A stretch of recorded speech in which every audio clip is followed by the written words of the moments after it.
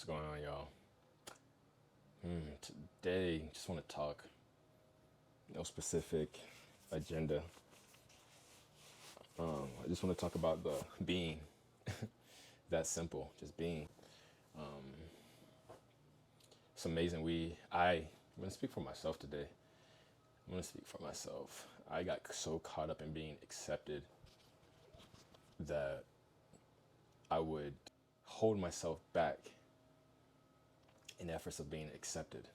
That was my main goal, my main priority, to be accepted. So even though I, of course, would want to be, because that's where you feel safe in your being, that's where you feel organic, that's where you feel you, that's where you feel the most vibrant.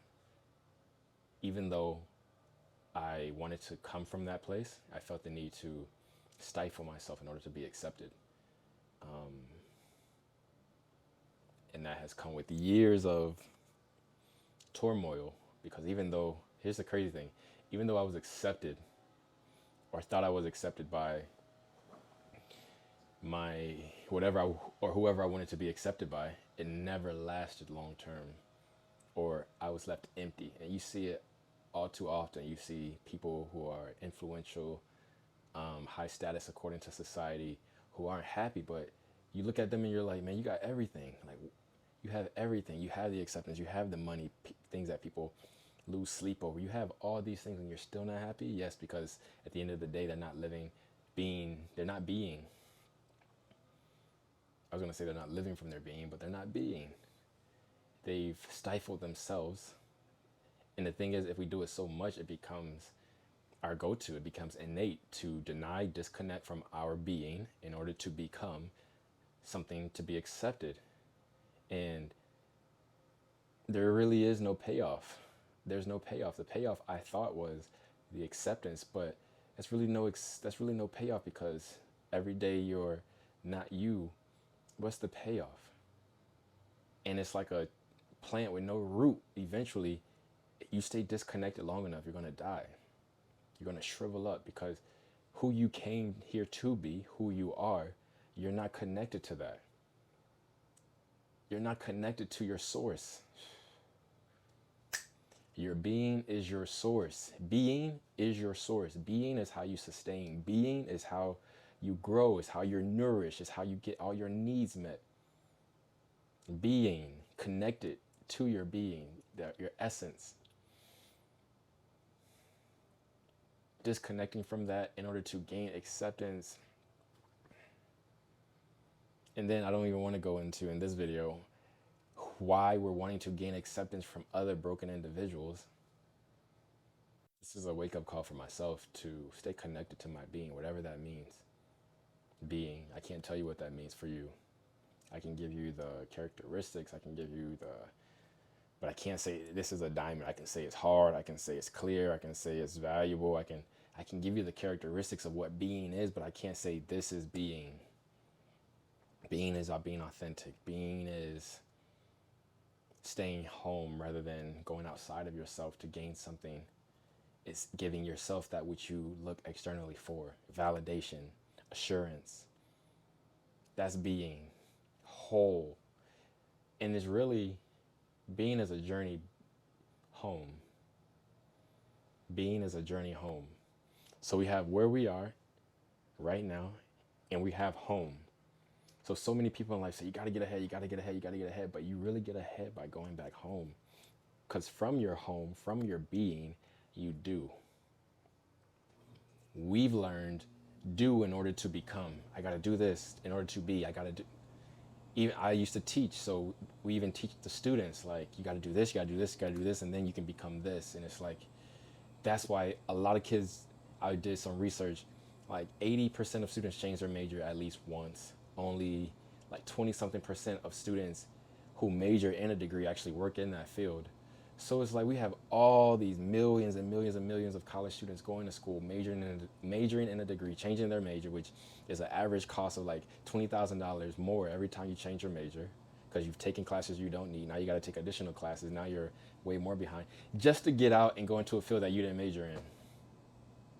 It's crazy. Why? Because we've been teaching students to do and not be, because from their being, they'll know what to do. A teacher didn't have to tell me, hey, go practice basketball.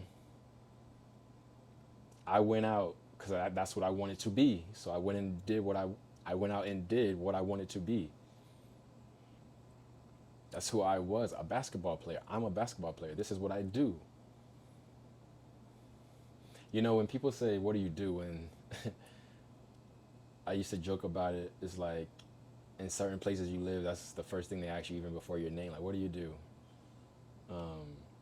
But what they're really asking when people say, what do you do? They're asking, who are you, in an incorrect way. But they're really wanting to know who you are, just in an incorrect way. So if you say you're a doctor, you say, okay, being. He helps people. And they attribute some story or picture of what they have of that role in their mind to you. So usually when people say like a doctor, a lawyer, engineer, something, one of those, I call them the big three. Because when I was a teacher, that was like all the older people just wanted students to be one of those big three. Like, oh, my son's a doctor, my daughter is a lawyer. And these people get in these professions and are depressed because that's not their being. That's not their being. They're taking society's ideal of perfection or ideal and trying to pigeonhole their being into that. I know someone, he's a pharmacist, and he's trying to get out of being a pharmacist. He makes great money, but that's not who he is.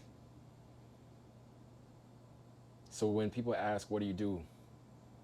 Tell them who you be. This is who I be. This is who I am. And even in that, you can't describe it. Like I said before, you can't describe your being. You could just be, and it's authentic. One of the other characteristics I said is authentic. Your being is authentic. Whatever that means in the situation, it's just authentic. No pretense.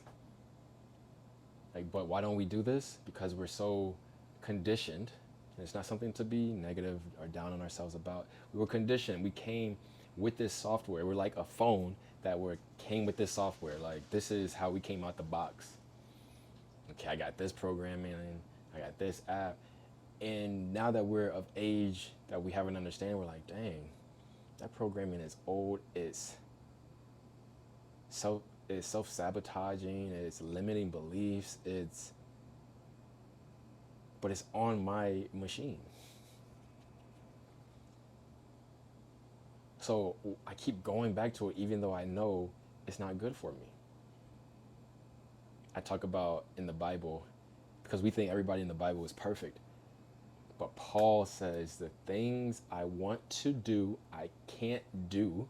And the things I don't want to do, I keep doing. Conscious versus subconscious. Our conscious is what, 5 to 10% of our awareness. That's our awareness is 5 to 10% of what's going on. It's like a glacier, I believe it's called. That you can see like maybe sometimes it's a little bit above the water, but it's huge underneath. That's our subconscious to conscious like ratio. So me speaking to you, I'm using my conscience, but there's so much conditioning and programming in my subconscious that I'm not even aware of. And the only time I'm made aware of it is when I'm either meditating or I stub my toe, a situation in life, and it comes out and I'm like, what the heck was that? So when you meet people, you're meeting their consciousness. You're meeting for a lot of people, the representative. Because they've learned to mask their authenticity, their being, to be someone that is acceptable because they within don't feel acceptable themselves. So if I don't feel acceptable in and of myself, I'm not going to do the work of learning to accept myself. I'm going to do the work in making my image, making my mask acceptable. But then you got to ask, acceptable to who?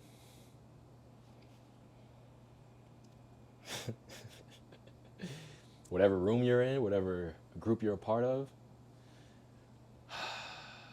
Man, they did a number on us.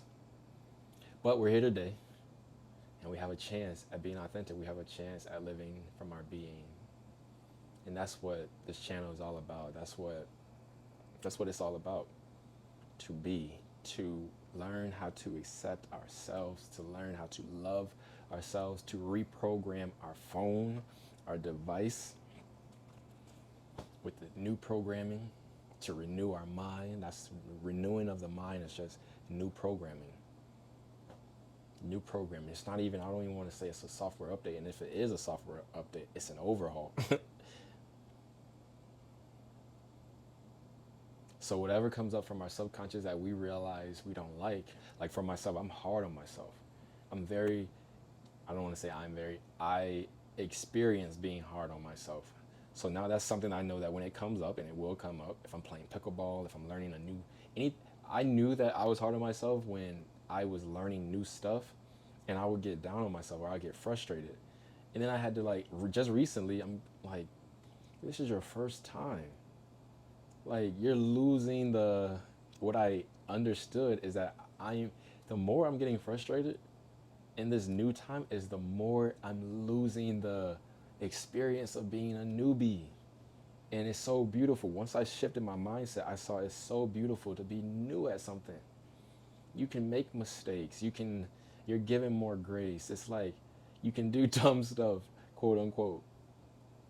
I remember when I was hired by my last company, and I wanted to make such impact so early, and a couple of people said the first 3 months it's like you ask all the dumb questions, get them all out the way. So imagine in your first 3 months you're getting down on yourself, you're thinking you should know it all, so you don't ask for what you need, you don't get what you need, you're afraid to ask the dumb questions, to be seen a certain way. Now once you're in the fourth month, when you should have gotten what you needed in the first 3 months, you still don't have because you pump faking. You pump fake for 3 months. Now when you need it, you ain't got it. Now when you ask the questions, it's like, shouldn't you don't know, you were a newbie. So all that to say, embrace where you are. You may not want to be where you are. That's okay. Flip it. Embrace where you are right now, because it's only for a season. Embrace it. Embrace it, and the main thing is get what you need. Get what you need. Right now, I know I've been hard on myself. This next season, I can't be hard on myself. So I got to learn here. Hey, it's okay, G. It's okay. Like, whenever that old programming comes up, it's okay. You are loved. You are safe. It's new. You're learning. It's beautiful. And that is the renewing. That's the reconditioning. That's, hey, this is software I want on my device, not something that I came packaged with. Because as a child, a lot of our conditioning was placed on us just without choice. But now we're of age, whatever age you are, you're of age because you're not a baby anymore, to understand, hey, that don't serve me. Okay, let's work with it. Let me tap more into my being, more into my authenticity in order to be. And then from my place of being, eventually my doing will take place. And then from my being, so it's like we've been taught to become from our doing. But if you think about that, where's the source? Because if you're becoming from your do, who's doing? Who's the one doing? The being shouldn't be the result. The being is the trampoline, it's the catapult for your doing. So think about that. If we're becoming from our doing, who's doing? And why are they doing it? To become, and that's the predicament a lot of our students face, a lot of people face, is having no being but doing in order to become, and then finally becoming, and they're like, this ain't my being. This ain't what I want to do. I'm dissatisfied. Take a deep breath. All is well and you are safe. Now that we know better, let's go out and be just our authentic self, accepting ourselves, loving ourselves, figuring out how dope we are.